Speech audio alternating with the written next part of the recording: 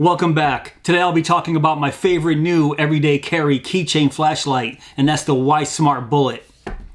Let's check it out.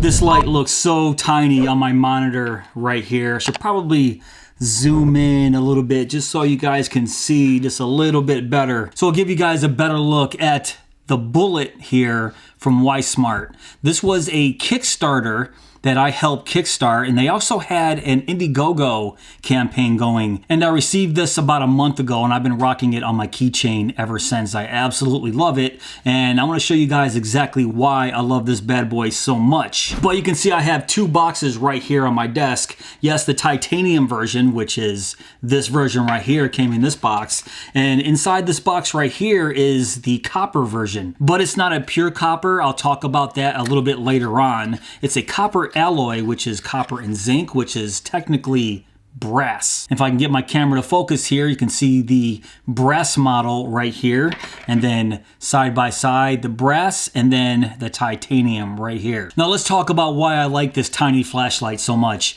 It's WiSmart's pop to light solution, where all you have to do is just pop the base right there and then activates the light. So it's an instant on as soon as you pull the magnetic base away, and then instant off once you reattach the base. And that's one of the reasons why I like this flashlight so much. When it's on my keychain, if I need light, just pull it from the base, see what I gotta see, and then reattach it.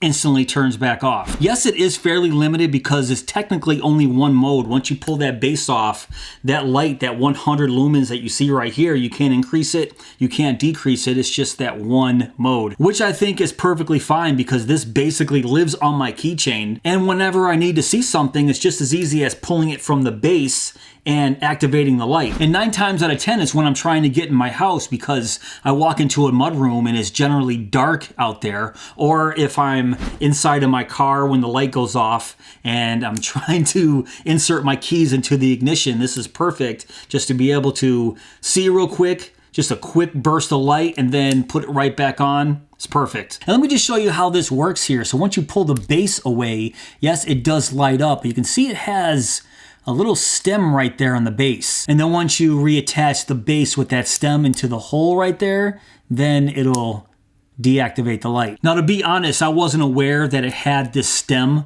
right there on the base. Just because I thought these were so cool when I was donating on Kickstarter, I didn't bother to look at the specifics. I thought the base was flat, sort of like this right here. I didn't know that it had a stem, so when I first got it, I was like, what the heck is this? And I can't really say that I'm the biggest fan of the stem here, just because when I'm reattaching the light on my keychain sometimes I attach it and this happens. Just because those neodymium magnets are fairly strong, when you go to reattach it on your keychain, that stem has to be perfectly aligned with that hole right there just to attach perfectly. But after having this light for a while, I sort of appreciate having that stem there, just because when it's attached, it sort of keeps it aligned when it's on your keychain. Where if that stem didn't exist, if this was on your keychain, it could have the possibility to move around if it was just two flat surfaces joined together with the magnet. And even though it has the stem here, you can still do this little trick on your table. Just get a little bit close to the base and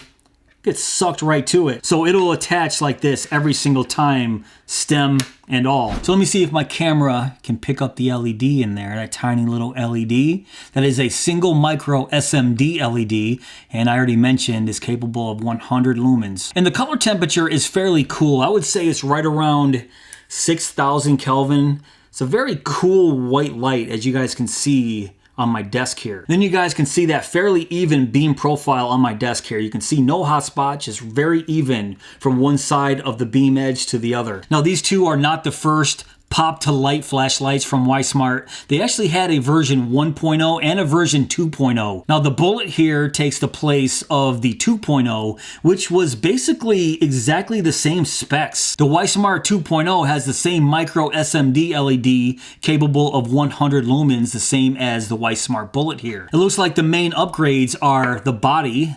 You can see why they call this the Bullet, because that's kind of what it looks like. The WiSmart 2.0 didn't have all these curves and this curve at the end. It was more cylindrical. Another difference between the 2.0 and the Bullet was the 2.0 was offered in titanium and aluminum, and now the Bullet is offered in titanium and technically brass, not copper. And the Wismart 2.0 and the Bullet has the same neodymium magnets here connecting the base to the actual light with the same pulling force here. It says 4.8 pounds of pulling force. And on the Kickstarter page, it shows this flashlight lifting up a hammer. I do have a hammer, but I kind of want to demonstrate that with this 2.5 pound weight right here. Now, I did attempt this off camera, and even though this light right here does lift 2.5 pounds off the desk, as you can see, if I try to lift it all the way off the desk, it just slips right off. And I'll even demonstrate that if I put it in the middle here, it just doesn't even lift it